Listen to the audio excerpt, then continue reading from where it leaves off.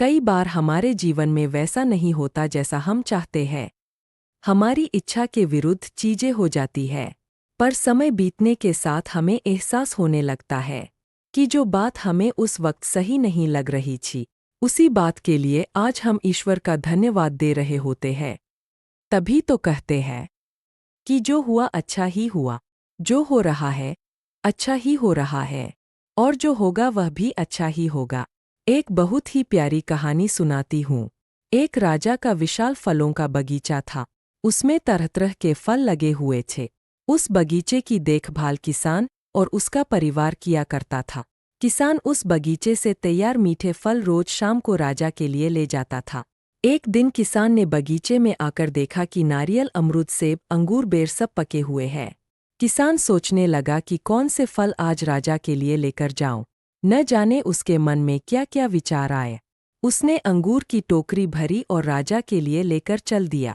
लेकिन वह सोच रहा था कि मैंने अंगूर ही लिए 2-4 सेब, नारियल, अमरूद, बेर ही डाल लेता। अलग अलग फल देखकर राजा कितना खुश हो जाता।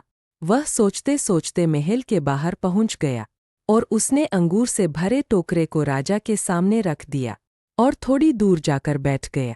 राजा किसी दूसरे ख्यालों में खोया हुआ था। शायद किसी बात से परेशान या नाराज था। अपने ही ख्यालों में गुम था। राजा टोकरी से एक अंगूर निकालकर खाता और एक खींचकर किसान के माथे पर निशाना लगाकर मारता। राजा द्वारा फेंका अंगूर जब किसान के माथे या शरीर पर लगता तो किसान कहता, ईश्वर बड़ा ही दयालु है। राजा फिर एक अंगूर किसान की तरफ फेंक कर जोर से मारता और जब वह किस को पड़ता तो किसान फिर कहता कि ईश्वर बाद ही दयालु है। थोड़ी देर बाद राजा को अपनी गलती का एहसास हुआ। वह सोचने लगा कि मैं किसान के साथ कितना बुरा बर्ताव कर रहा हूँ और प्रति उत्तर क्या आ रहा है। राजा ने किसान से पूछा, मैं बार बार अंगूर फेंक कर तुम पर मार रहा हूँ और तुम्हें लग भी रहे हैं, फिर भी तुम कह रहे ईश्वर बड़ा ही दयालु है।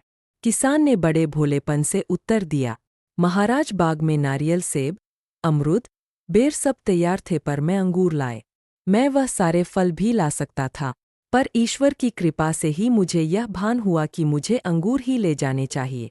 मैं ईश्वर का धन्यवाद देता हूँ, क्योंकि अगर मैं दूसरे फल लाता तो आप इसी तरह मुझे जोर से मारते तो मेरा क्या हाल होता। सच में महाराज, ईश्वर बड़े ही दयालु है। दोस्तों, यदि जीवन में किसी मोड़ पर सही या आपके हिसाब से घटित ना हो तो धैर्य रखना, क्योंकि समय अपने राज समय आने पर ही खोलना है। और उस समय हमारे मुंह से यही निकलता है कि जो हुआ अच्छा ही हुआ। फिर मिलेंगे दोस्तों अगली वीडियो के साथ। तब तक के लिए अपना ख्याल रखना और हमेशा मुस्कुराते रहना। धन्यवाद।